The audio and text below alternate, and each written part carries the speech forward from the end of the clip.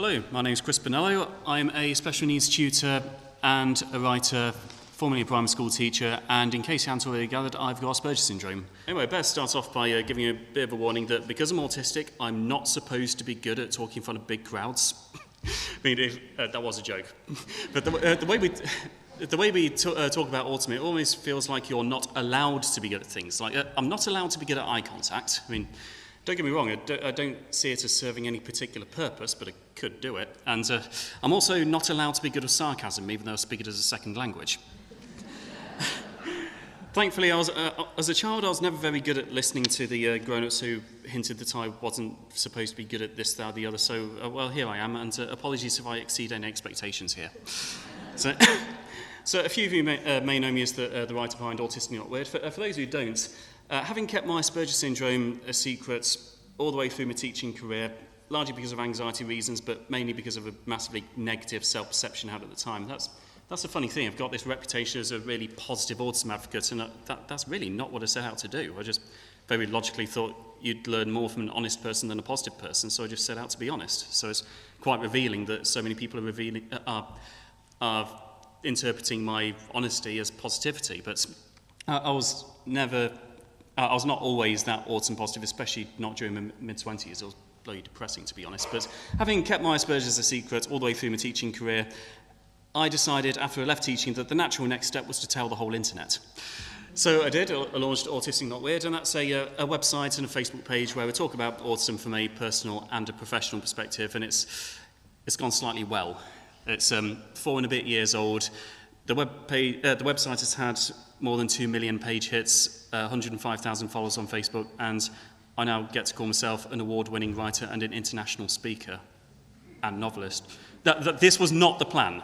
In fact, I'm always been really terrible at this skill other people have called showing off. I just can't do it. So I talk about the way the last few years have been for me, and that instinct is still in my head. Tell them about the bad stuff as well. But no, things have changed pretty dramatically since I came out with my autism, and I think I'm now finally in the right place at the right time, doing the right thing. So, my talk is top 10 lessons I wish I'd learned growing up with Asperger's syndrome. I'm aware that in the large booklets with the agenda in it, it says that the talk is called 10 lessons I'd learned growing up, but no, I'm afraid it's 10 lessons I wish I'd learned growing up with it. But anyway, without further ado, number 10, normality doesn't exist, and I will admit that this is not the least important of the 10, but it's good to start on something strong. But anyway, have you ever noticed how nobody you have ever met claims to be normal, bog standard, average, boring? Maybe it's just me because I spent most of my adult life hanging around teachers, but pretty much all of the adults that I've ever known take a certain level of pride in saying, oh, I'm a little bit weird, I'm slightly odd, and so on. And often it's these very same people who say, oh, why can't these autistic people just be more normal? But, pardon me, but why should I subscribe to a set of standards that even you don't agree with? I will start acting normal the day you start acting normal. But, yeah, I made the mistake growing up of thinking that normality actually existed for one thing, but also I believe that normality looked like this. I'm an absolute master in Photoshop, by the way, you can tell by the skillfully drawn figures, but... Right, so, up here, this is the normal line. It is everyone's responsibility to be as close to that normal line as possible. If you're in that kind of whitish area over there under the word normal, that's okay, that's the good kind of weird. But the further you are down into the red zone, then, oh, the worse that is. And... yeah, if you believe that normality is like that, you try to change yourself to be closer to that normal line. And life experience has ended up teaching me that normal actually looks like this. So here we have all of these different people with their weird and wonderful personalities, and right in the middle of them is a dot labelled normal. Notice that no one is stood on that dot. But because that is what normal is. Normal is the midpoint of everyone's weirdness. It's kind of an average. It's kind of an aggregate. It's it's the closest we have as a society to common ground. And I am approximately this guy right here. And when I got the diagnosis, I came to realise that I wasn't the wrong kind of person because I wasn't like everyone else. And I spent my mid-20s trying desperately to metaphorically chop off all the autistic parts of myself to become more acceptable. By the way, it didn't work. Well, partly because, I literally couldn't be normal if I tried, and believe me, I did actually try it. But also, I came to realise that even if I did climb the summit of Mount Normal, I'd be the only person there. I'm a really, really boring person with no particular personality among a crowd of very normal adults who believe themselves to be weird. And also, the diagnosis came to make me realise that in trying to make that guy go from the light blue zone to the purple zone, I normally, don't think this is one, I don't want to gamble on it, but in me trying to change myself to be close to the rest of the crowd, that wasn't me fixing myself, that was damaging myself. It was damaging myself for exact purpose. So take someone on the left-hand side, make them go in the same direction further away from normal. That is just as damaging as this guy going closer to the normal spot. Basically, changing yourself for other people who have already made a decision to not accommodate you is by its own definition damaging. But yeah, normality does not exist, and if there is such a thing as normal, you're not going to find any actual humans there. Like I said, midpoint of everyone's weirdness. Number 9, use your own methods, go at your own pace. And for those who can't read that quote there, and we use it too far away, I'm not questioning your academic ability, but for those who are too far away to read that, it says, if you've taught a child 1,000 times, he still does not understand, then it's not the child who's the slow learner. I love that quote because these days as a special needs tutor, that quote really speaks to me because it demonstrates exactly how we really should be acting as educators around the neurodiverse people. It demonstrates how flexible you need to be with your teaching methods if you want your students to meet expectations or whatever lingo is these days. But yeah, honestly, the more time I spend in special education, the more contempt I feel for mainstream. But I say this as a former primary school teacher. But anyway, the one thing that one of the things I really never liked about mainstream is Ofsted's righteous judgment. And yeah, schools need to be accountable, and so accountability is good, it's absolutely essential. But what I don't like is the overbearing attitude of, this is the one correct way of teaching multiplication. You must teach this specific method to all the learners in your class, otherwise you are inadequate. Teachers are petrified of the word inadequate, by the way. Once you get that rubber stamp on your head, again, metaphorical, inadequate, ooh, it's horrible.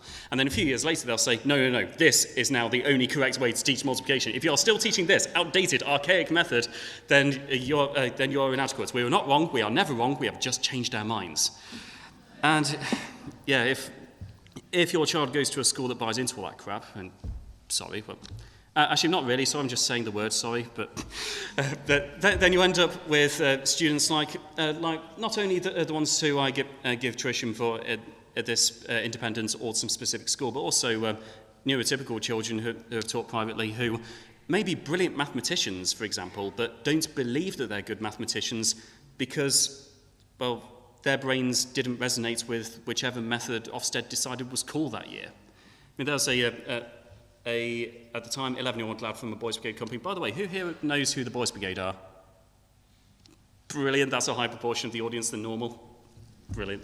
Yeah, I think there's at least 2 captains, in fact 3 captains including me, but yeah, it's yeah, I like this audience already. Anyway, so yeah, this 11-year-old lad who I knew through my Boys Brigade company, no diagnoses whatsoever. He, like I said, truly believed that he was a bad mathematician, but if he'd been a few years older, or if he'd been a few years younger, then he probably would have been taught this new outstanding method that he would have understood. But unfortunately, because of the year he was born in, yeah, he needed someone like me to sit down next to him and say, okay, there are half a dozen different ways of getting the answer to this question right. I don't care which one you use. Your brain, your methods, simples. Because dare I say, maybe people think differently, maybe we should let them do things differently. It's funny, I was having a bit of a rant in front of my students not long ago about how Ofsted keep changing things. Just said, in front of my class of 5, 11 to 13-year-old autistic lads, I just said, you'd think if they changed things that much, eventually they'd just get it right. To which a 13-year-old replied, yeah, kind of like if you'd get plastic surgery enough times, eventually you'd stop being ugly. Just, well played. But anyway, finding a non-academic example of the importance of an autistic person using their own methods. When I was 8 years old, by the way, for those who don't know who the Boys Brigade are, we are the people who invented the Scouts. And we taught the Scouts how to go camping. Unfortunately, their marketing department is bigger than ours, so they've got bigger, but I don't feel bitter about it at all. See? I told you I could do sarcasm. Anyway, so when I was 8 years old, my Boys Brigade company had a football match against the Scouts. And yeah, you can imagine the rivalry, but also there seemed to be this tradition in my village at the time where all the sporty kids in my village joined the Scouts and all the geeky kids in my village joined the Boys Brigade. And I suppose I've got to take my fair share of responsibility for perpetuating the tradition, but well, now I'm captain, so it's like the geeks have taken over from within. But so, long story short, we were going to get slaughtered. And I asked if I could be in goal. I'd never been in goal before, but I wanted to try it. And my parents were very keen on letting me try new things, so I wore my friend's goalkeeper gloves and stood in goal. The game started, and it turns out I was really good at keeping the ball out. The ball would come towards me and just boot it down to the other end of the field. They dribble it back, I'd tackle them, boot it down to the other end of the field. And I'd adore all the grown-ups on the sideline shouting, Christopher! I was Christopher back then. Still am even naughty, but Christopher, you're supposed to bend down and pick up the ball. That's what goalkeepers are supposed to do. Kept ignoring them, kept going my own way, booted the ball down the other end of the field. Whenever the scouts got passed out, tell the defenders, I'd just boot it down. Until a grown-up who knew better took me to one side and said, look, you're wearing those goalkeeper gloves for a reason. You must bend down and pick up the ball or else you are going to lose. You must follow the expected method in order to... Well, he didn't quite say that, I'm paraphrasing. But I took the message from it and spent the last 5 minutes, bear in mind, 5 minutes from full time when he said this to me, and it was 0-0, which would have been a perfect result for the Boys Brigade had he not told me that, because I spent the last 5 minutes bending down trying to pick up the ball, and we lost 4-0. Guess who got the blame for that? Now, I'd like to think that the moral of that story is fairly obvious. And like I said, maybe if people think differently, we should let them do things differently. Number 8, play more chess. Yeah, that's me before I grew the beard. And I think the last time I actually won anything at chess, things that I'm much more keen on teaching chess these days than playing chess, but I have historically always been an enormous chess geek. I've played in tournaments as far away as Germany and Gibraltar, and before it impresses you too much, I'm not suggesting I won any of them, but I did play. I literally wrote an article on autism.weird.com encouraging people to teach their autistic children chess. I think it was called something like 10 reasons why your autistic child must learn how to play chess right now, or something really enthusiastic like that. But I've seen the good that chess can do young people in general, particularly autistic people. For example, there was this year 6 lad, about 10, 11 years old, who, really nice lad, used to hit people in the playground when he got frustrated with them, or when they taunted him and things, he just hit them. It wasn't nasty at all, he just didn't know how else to react. He had no coping strategies for people annoying him. He didn't have an autism diagnosis, he had a dyspraxia diagnosis. Looking back, it wouldn't surprise me at all if he was actually on the autism spectrum somewhere. But autism or not, it was very interesting watching as one day he stopped hitting people in the playground. And it wasn't because we'd had enough conversations about him changing his choices. It wasn't because we'd sent him outside the head teacher's office too many times. It's because I taught him how to play chess. He had spent so long at a chessboard thinking, if I do this, what's going to happen next? That he applied that to the rest of his life. Wait, if I hit this person in the playground, what's going to happen next? And that's one of the many things I love about chess. It's basically, it forces people to think about their actions and consequences. You have a choice of either thinking through your actions and consequences or losing to the person who did. Most people try to do the former. And also, it teaches you to take responsibility for your actions as well. One extra thing I love about chess is that there's no luck in chess. You can't roll a 6 at the right time or draw an ace or whatever. The whole game is just two people sitting down, making choices. And the person who makes the best choices wins. That is it. Which means if you lose a chess game to your opponents, you have no one to blame but yourself. And technically the other person. And if you beat another person in chess, you can take all of the credit for winning. And you know that you have earned it. And that's another thing about chess. It teaches you to earn your rewards if you teach it right. I was taught how to play chess by my uncle. But by the way, does anyone here remember the Lurpak adverts with Douglas with the trombone?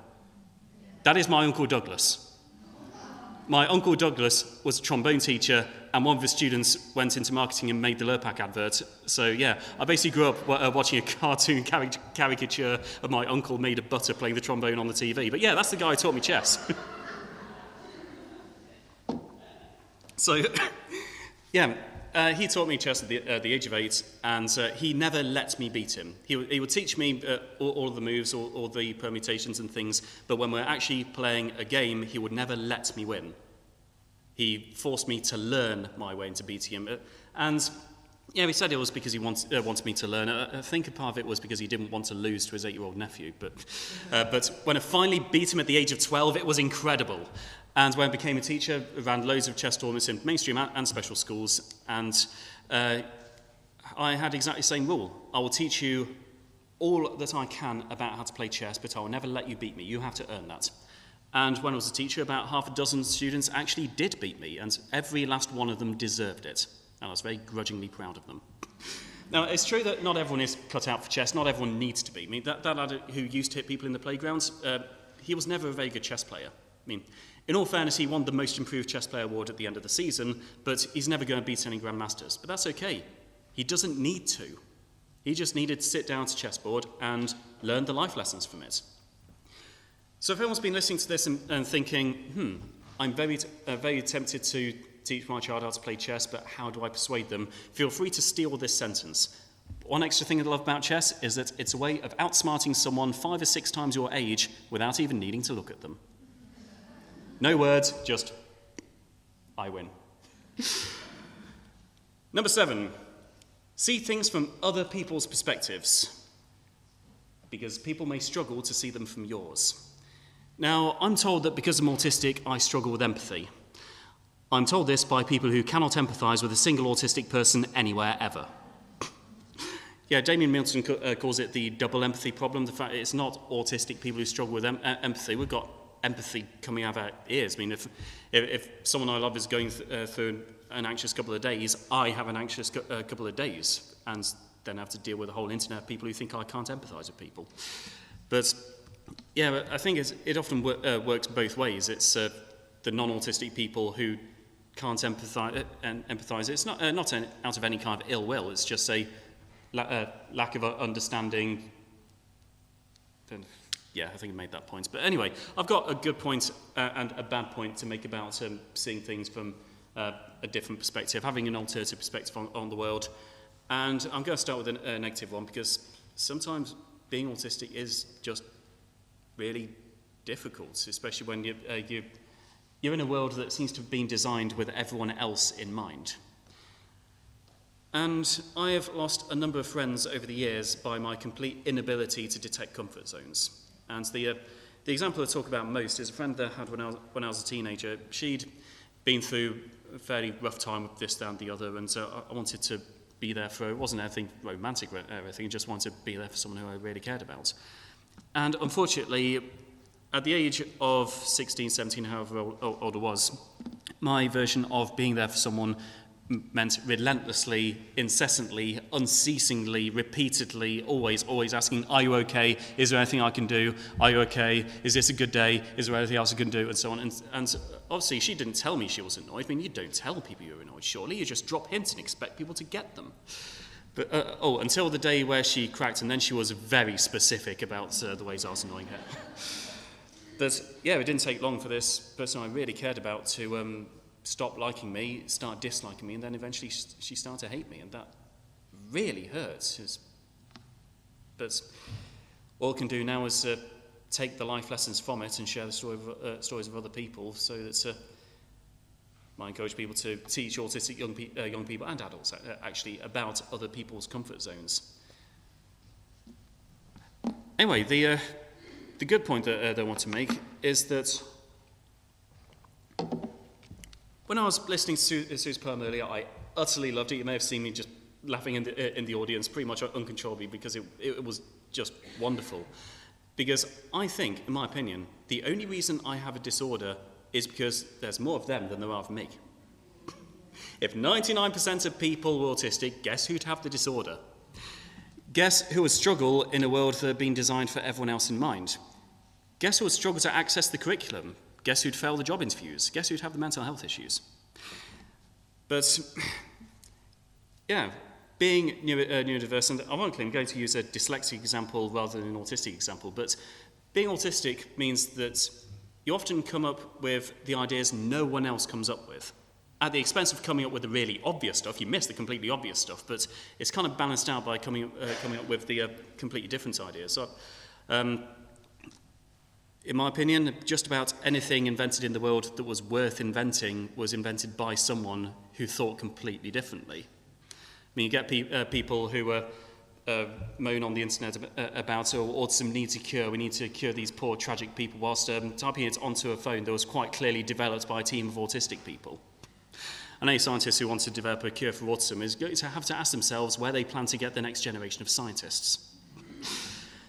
So, this dyslexic example I was thinking of, when I had my very first mainstream class, it was a class of year 5s and 6s, so 9 to 11-year-olds, and I used to ask them a riddle at the end of each day, just to get them thinking one more time before I sent them home.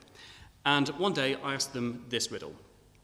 A hairdresser says, "You know what, I'd rather cut the hair of 3 Welsh people than 1 Englishman. Why?"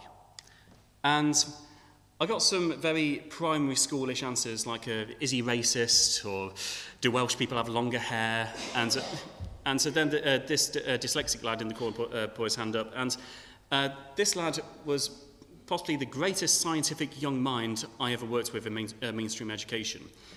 He has the literacy skills of a 7-year-old, so every day while he was doing English lessons and all his mates around him were doing like year 6 level work, and he was doing year 2 level work. Thankfully, it didn't have much of an impact on his self-esteem, because he went to a school that left him under no illusions as to how to play to his strengths, that he had strengths, this is what they were, and this is what made him awesome.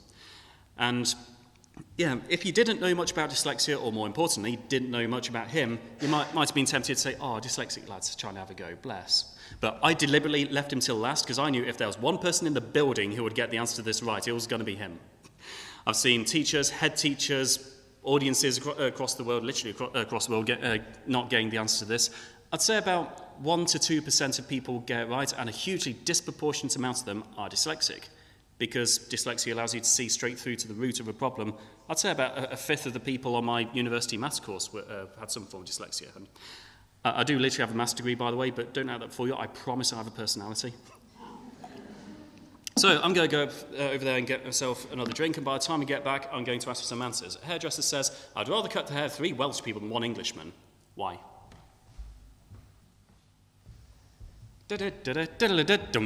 Okay, any ideas? Pardon?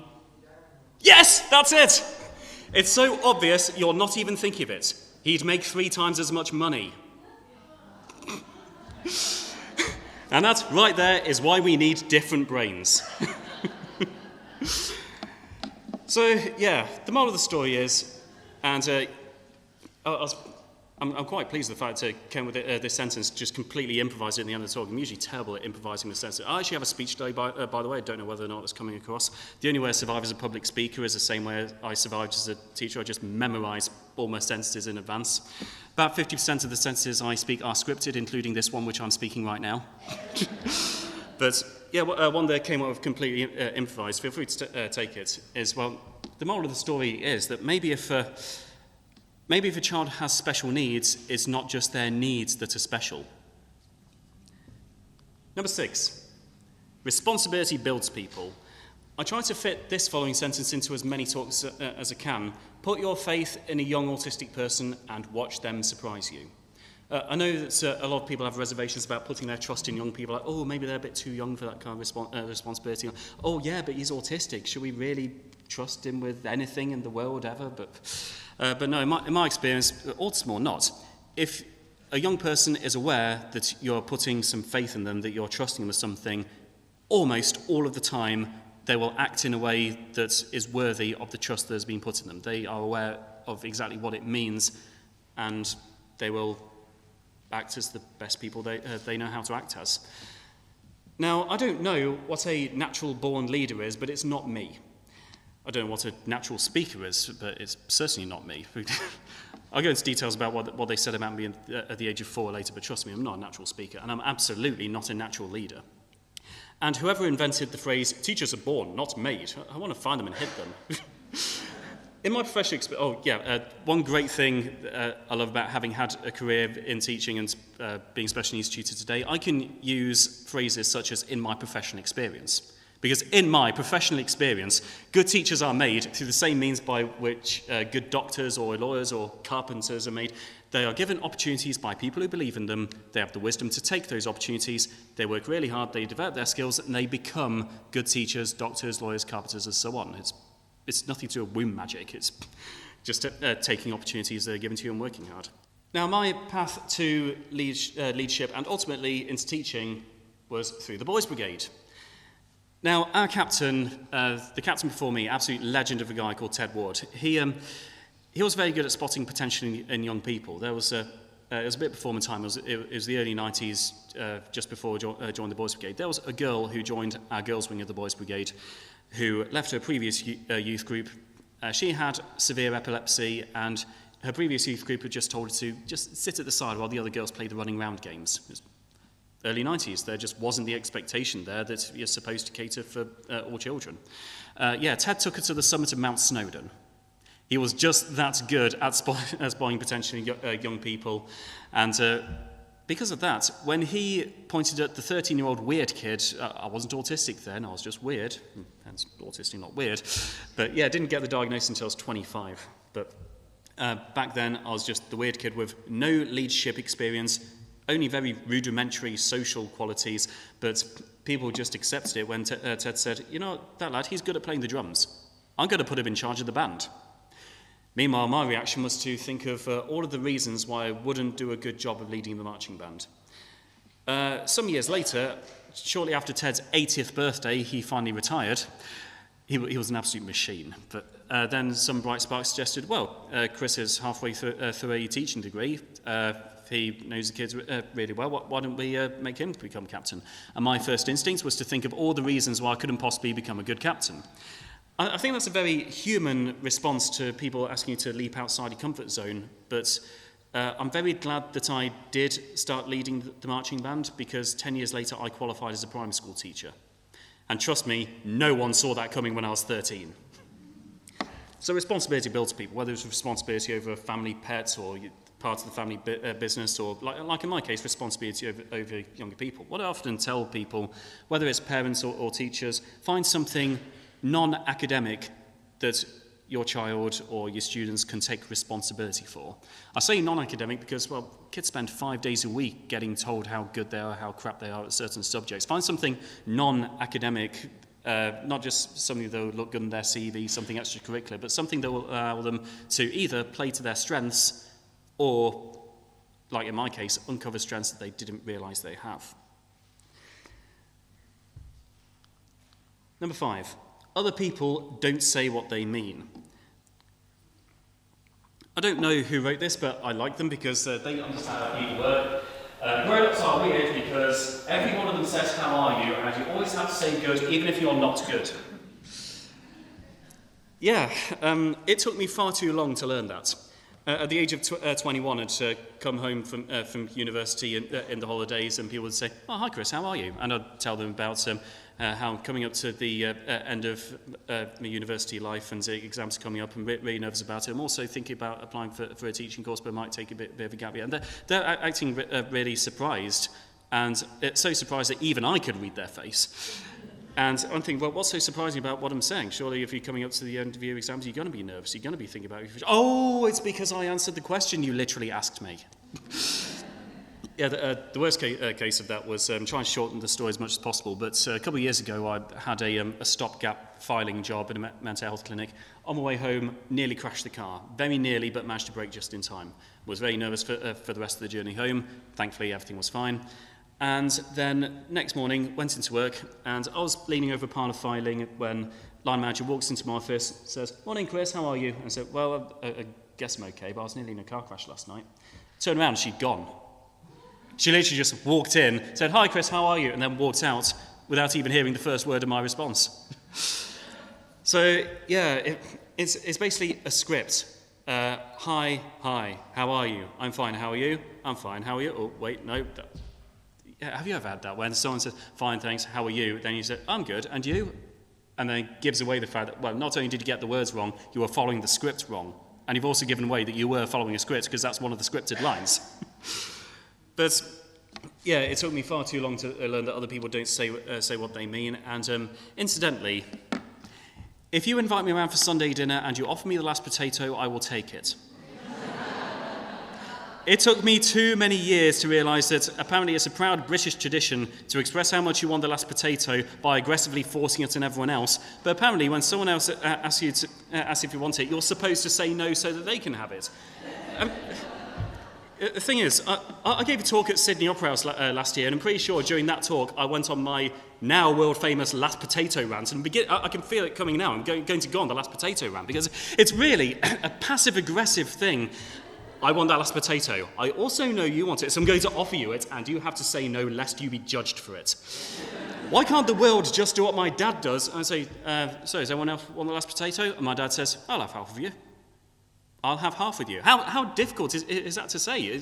There's literally no moral or logical opposition from it. But no, apparently you're supposed to lie to the other person. They know you're lying to them, so I'm not sure if it counts as lying. But you have to pretend that you don't want it so that they can have it, and then you watch as they tuck into the thing that really should be in your stomach. And but no, these days I just decided, stuff it. If you offer me the last potato, I'll say yes.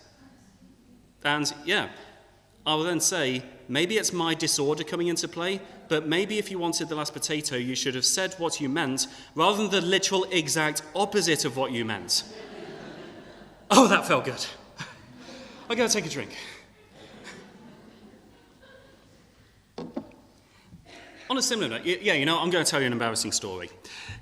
So my first date with this new girl at the age of 17, we went for a pub lunch between sixth form lessons, and she had this crazy idea that I was supposed to pay for her food as well as mine. I know, right? It's ridiculous. No wonder you're laughing. But do you think she told me?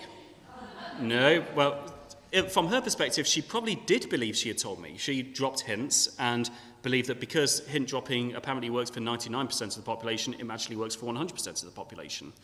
But what she said was, "Chris, I'm not sure if I've got enough money to pay for my food and for the bus home," which I heard and interpreted as she hasn't got enough money to pay for her food and for the bus home. Okay, how do we solve this problem?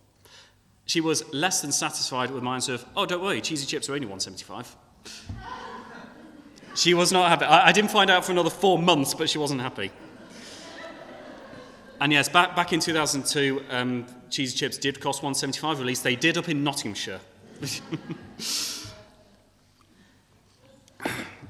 To be fair, being this far down south, I was expecting things to be much more expensive than they actually are. Maybe as long as you're outside of London, you don't get ripped off. Don't know.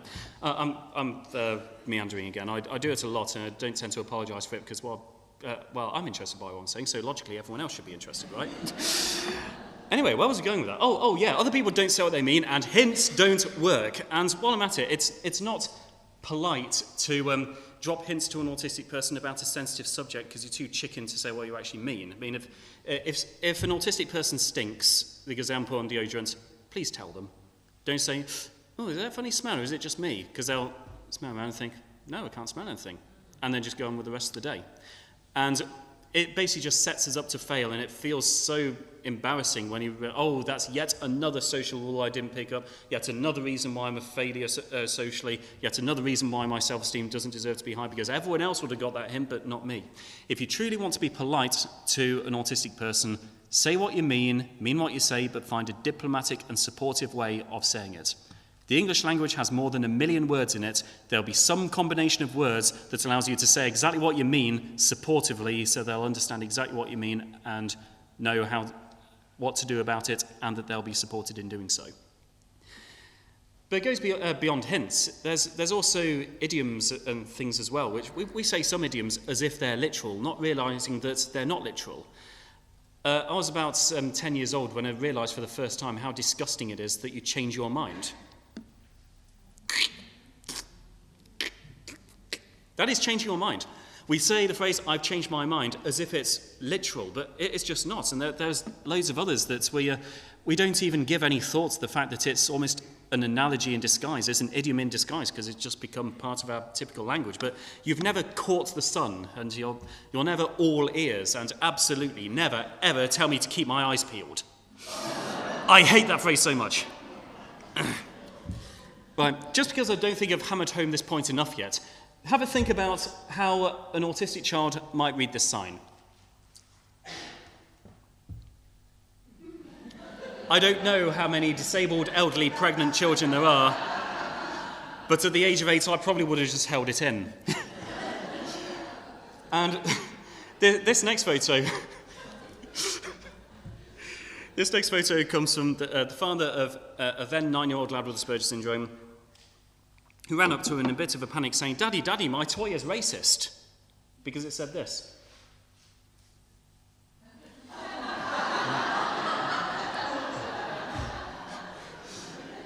Two things. So, first off, former primary school teacher, punctuation matters. Secondly, it's written in capital, so it must be really important to keep it away from children made in China. But, yeah. The more specific and sincere you can be with someone on the autism spectrum, the better we will match your expectations. And, like I said, don't try and be polite by dropping hints. Be supportive by not dropping hints. Number 4, split into 2 parts. Social skills will get you just as far as natural intelligence. I feel like a traitor to my own kind saying this as an educator, but the thing is, no one really worried about me when I was at school in the 90s. I may have been weird as hell and socially inappropriate to the point of genuine concern, again, no understanding of comfort zones or anything like that, but thankfully I was the one thing that truly mattered in 1990s education. I was clever. And because of that, people were just glossed over all the social deficits and everything because, well, I was pretty much raised to believe that as long as I worked hard, I'd inevitably get this nice, highly paid job, which I'm still waiting for, by the way. But I wish people had told me at an earlier age that social skills matter. It's not intelligence that gets you a job. It's interview skills that get you a job. What we were saying earlier about job interviews, I got my first teaching job on the 13th interview. I was very good at persuading interview panels that my heart was in it. I'd work extremely hard. I'd build up children's confidence and self-esteem and so on. But there'd always be one candidate who would just sit down and give the correct answers. And that kept me unemployed for quite a while. But, yeah, it's interview skills that get you a job rather than raw intelligence on its own. It's knowing how to play the game as well, which is why autistic people in particular find the interview process difficult, because we don't know how the game works just in general real life. How on earth are we going to cope with something that even non-autistic people often struggle with? And it's not intelligence that makes romantic relationships work, for example. It's, I don't know, something to do with interpersonal skills? I don't think it's cheesy chips. But yeah, I'd wish that people had taught me more about social skills, comfort zones, more about how people work when I was younger. And I often tell teachers, if you have what they call a high-functioning autistic child in your school, don't just assume they'll be okay based on their intelligence. Teach them about how people work. And then follow that up with a bit of a, well, it's not quite a rant because it's more informative than a general rant, but about the phrase high-functioning and how high-functioning is basically used as a synonym for can talk, can read, can write, can do maths. That is it. If you do those things, you are high-functioning. And it's also used as an excuse to pretend that their struggles don't exist or things that they don't have the right to feel that worry about because at least you're not like those low-functioning people. And the problem with low-functioning, of course, is your strengths are assumed to just not exist. But yeah, I'm not going to go into too much detail about functioning labels and the harm in the words that we use, because, well, I think I'm preaching to the choir on that one, really. But 4B, hard work will get you even further than natural intelligence. Now, I nearly called this whole talk 10 lessons I wish I'd been told growing up with Asperger's syndrome.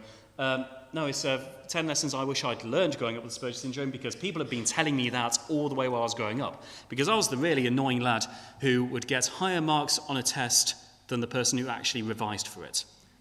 Well, of course I'm not busy revising. I got it right first time.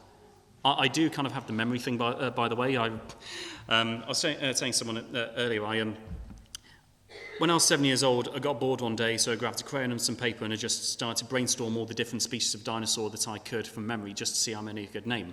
And I stopped when I reached 91. Then there's, at the age of 11, Mum was driving me home from school, and this driver cut out in front of her mum and made Mum slam on the brakes, and she was clearly quite annoyed, and me being 11 years old said, "Do you want me to memorise his number plate so you can report him to the police?"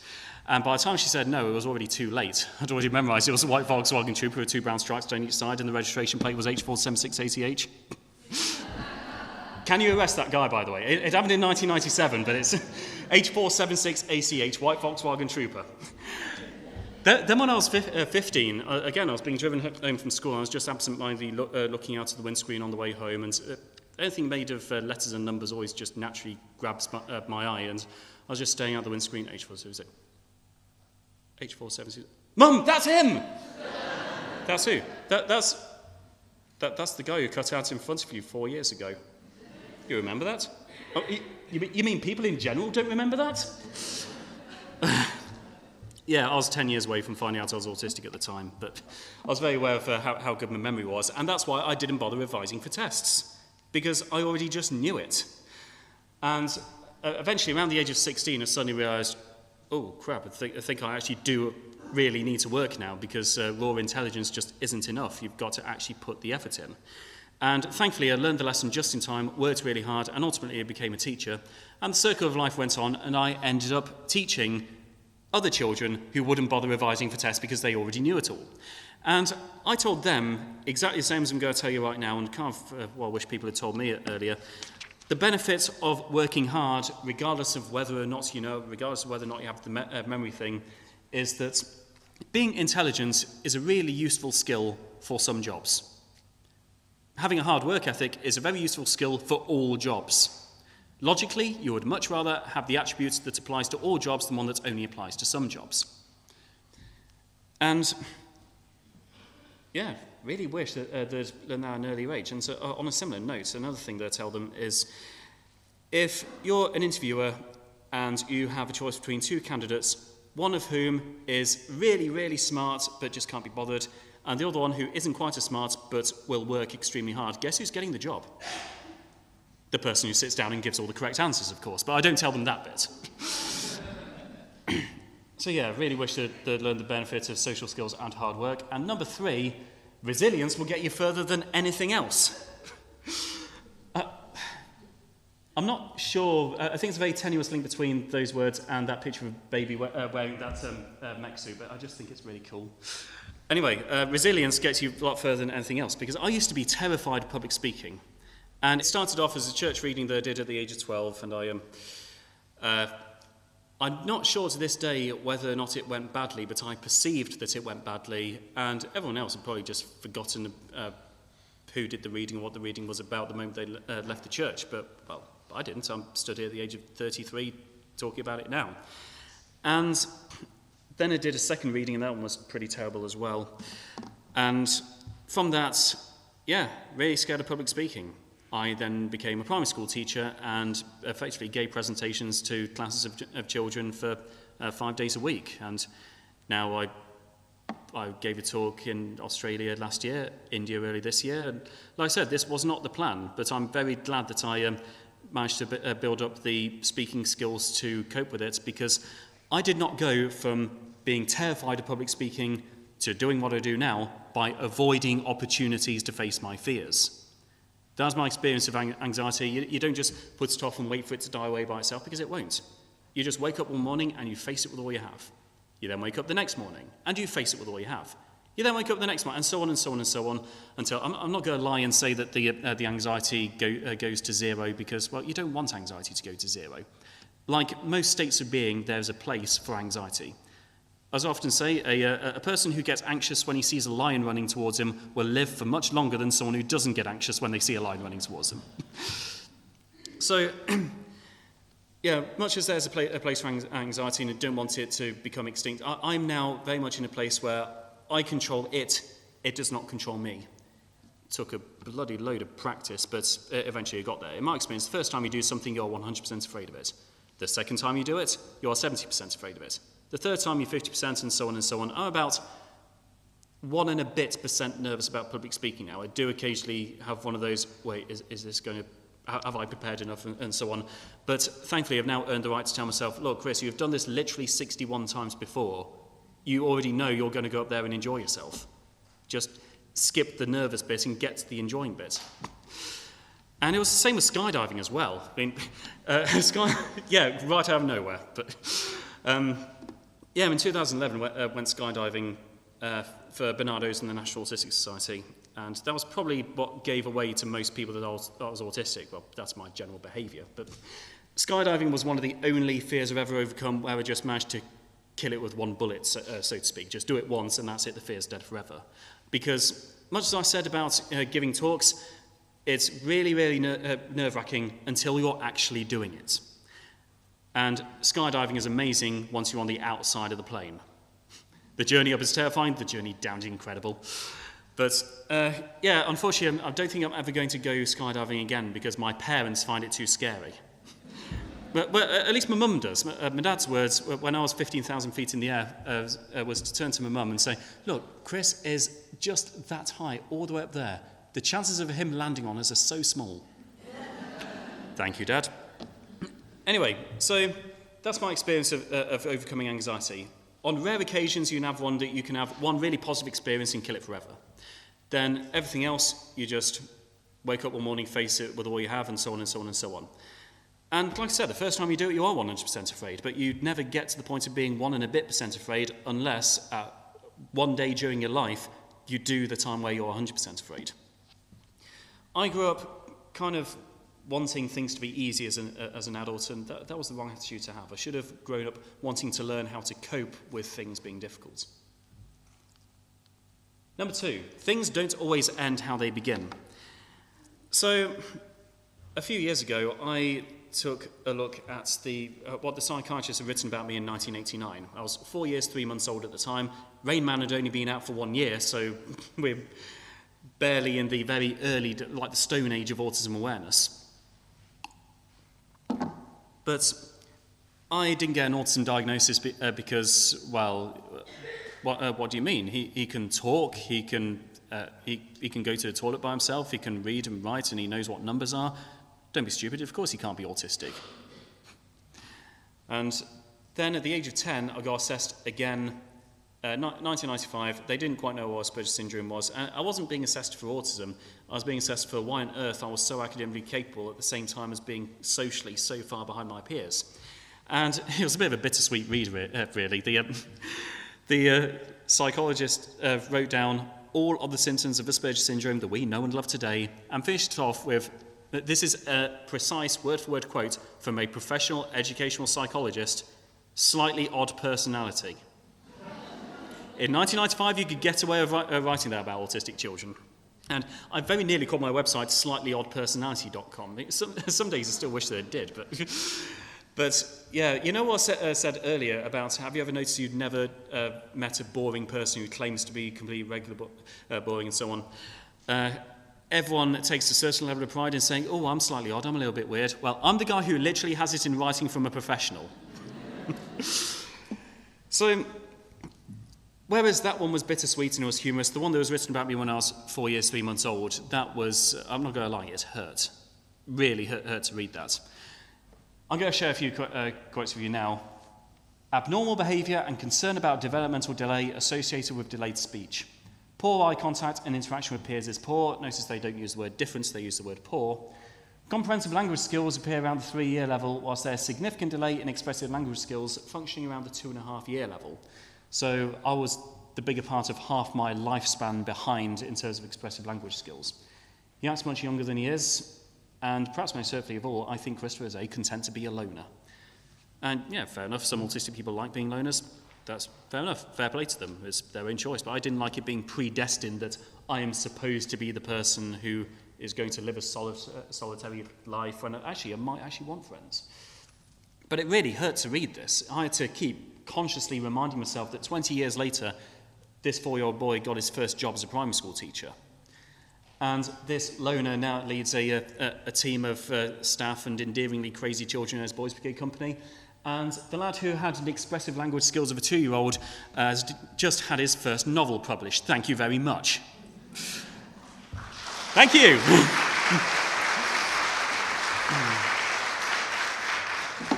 The publishers even accepted the sequel. No. Anyway, so